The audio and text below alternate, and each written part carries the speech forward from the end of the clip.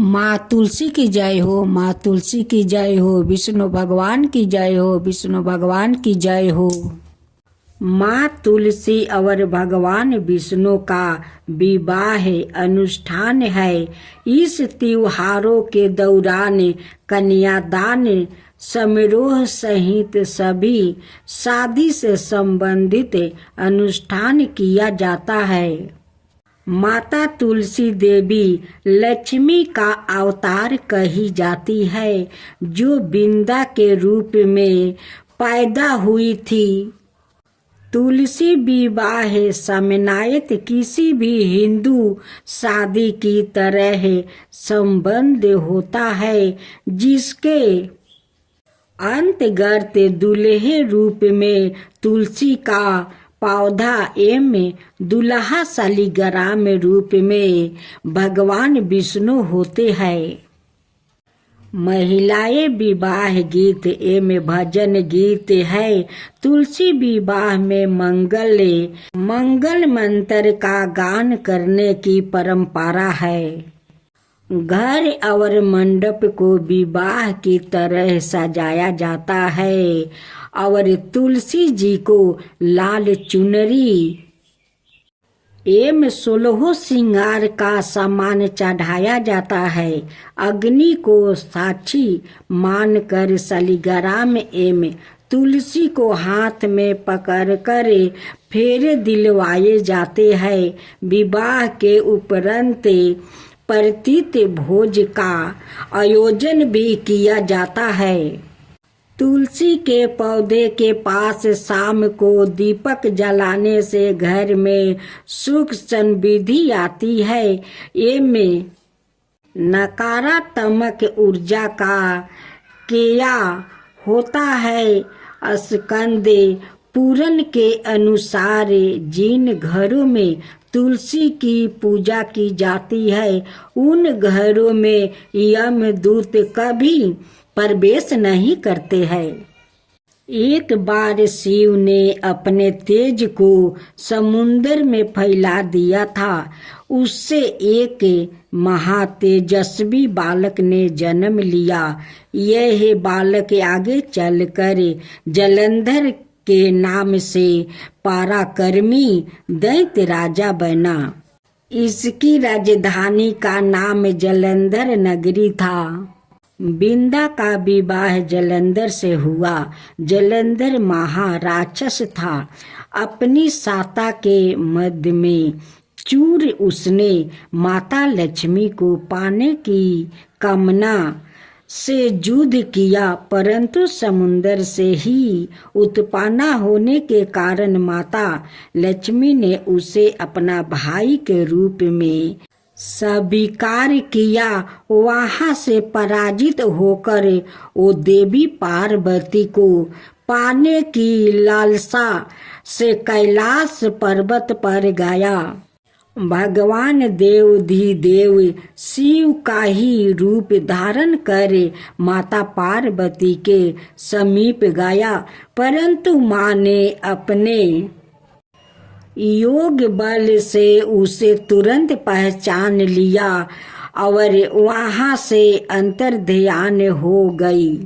देवी पार्वती ने क्रोध होकर सारा वृत्तांत भगवान विष्णु को सुनाया। जलंधर की पत्नी वृंदा अत्यंत पतिव्रता स्त्री थी। उसके पतिव्रता धर्म की शक्ति से जलंधर ने तो मारा जाता और ना ही पराजित होता। इसलिए जलंधर का नाश करने के लिए वृंदा का पतिव्रता धर्म को भंग करना बहुत आवश्यक था। इसी कारण भगवान विष्णु ऋषि का भेष धारण कर वन में जा पहुँचे, जहाँ वृंदा अकेली भ्रमण कर रही थी। भगवान के साथ 2 मायावी राक्षस भी थे, जिन्हें देखकर वृंदा भयभीत हो गई। ऋषि ने बिंदा के सामने पल में दोनों को भस्म कर दिया। उनकी भक्ति देखकर बिंदा ने कैलाश पर्वत पर महादेव के साथ युद्ध कर रहे अपने पति जलंधर के बारे में पूछा। ऋषि ने अपने माया जाल से 2 बांदर प्रकट किया। एक बांदर के हाथ में जलंधर का सिर था और दूसरे के हाथ में धर अपने पति की यह दशा देखकर बिंदा मूर्छित होकर गिर पड़ी।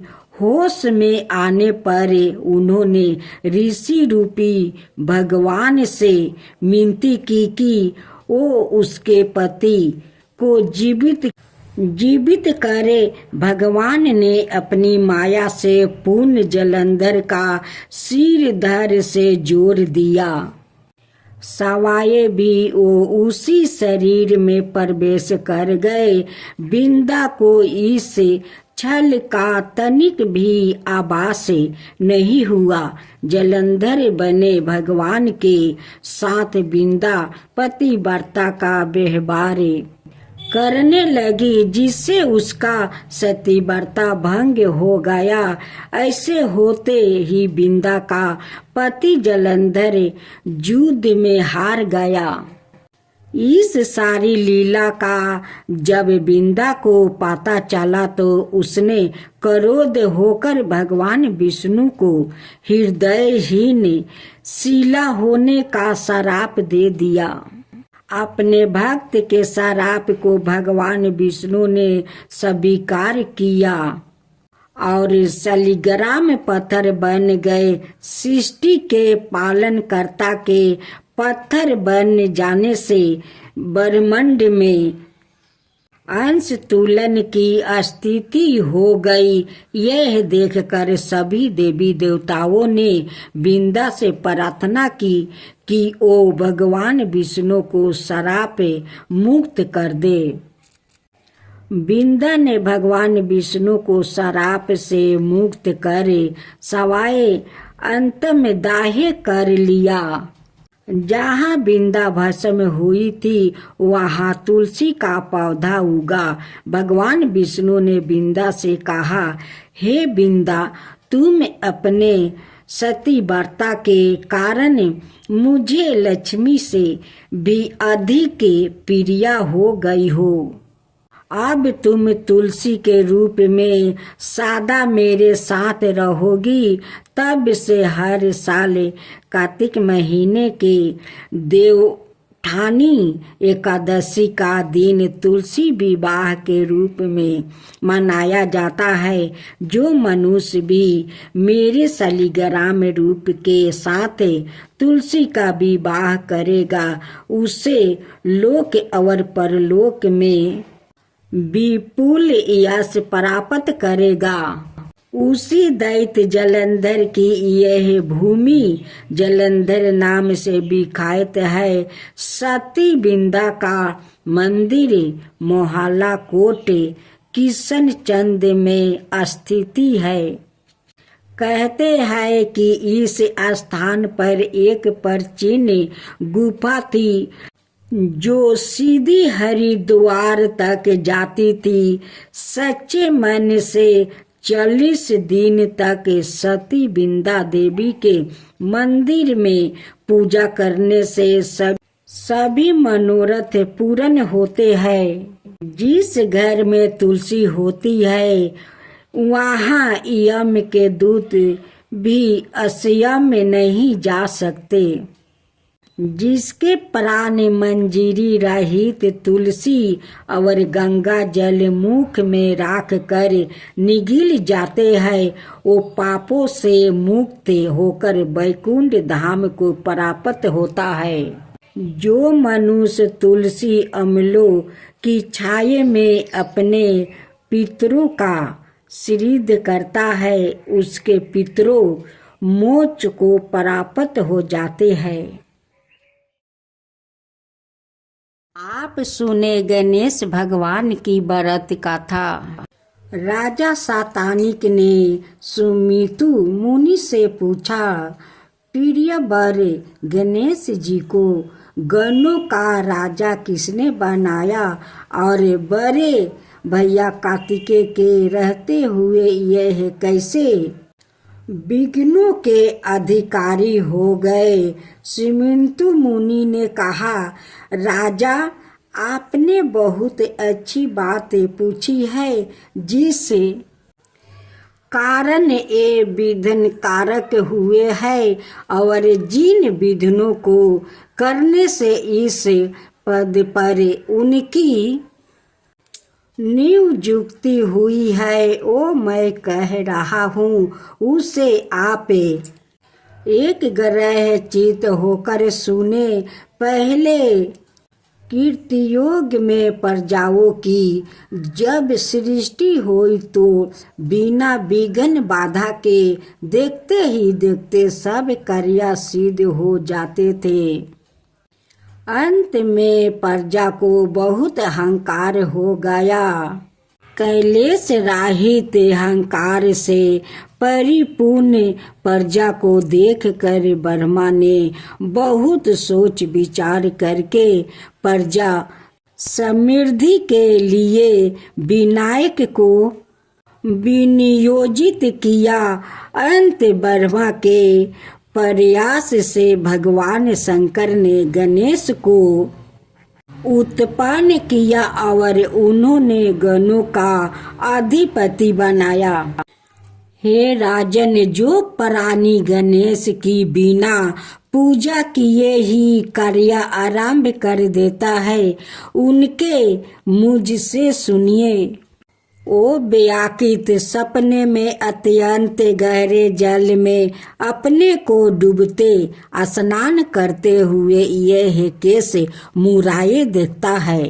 कासाय बस्तर से आच्छादित और हिस्सक व्यागिर्दी पशुओं पर अपने को चढ़ाता हुआ देखता है। अत्यंत गर्भ और ऊंट आदि पर चढ़ाकर परिजनों से घेरा वो अपने को जाता हुआ देखता। हीन जो मानव किकरा पर बैठकर अपने को जल की तरंगों के बीच गाया हुआ देखता है और पैदल चल रहे लोगों से घेर कर यमराज के लोक को जाता है और जाते हुए अपने को सपने में देखता है। वो खुद ही अत्यंत दुखी होता है। जो राजकुमार सपने में अपने चिता और आकृति को विकृति रूप में अब स्थित कर वीर के फूलों की माला से विभूषित देखता है, वो उन भगवान विघ्नेश के द्वारे विघ्न उत्पन्न कर देने के कारण पूर्व वंशानुगत प्राप्त रज्या को प्राप्त नहीं कर पाता। वैसे को व्यापार में लाभ नहीं प्राप्त होता है और कृषक को कृषि कार्य में पूरी सफलता नहीं मिलती। इसलिए राजन ऐसे अशुभ सपनों को देखने पर भगवान गणपति की प्रसन्नता के लिए विनायक शांति करना चाहिए। विनायक की जय हो, विनायक जी की जय हो।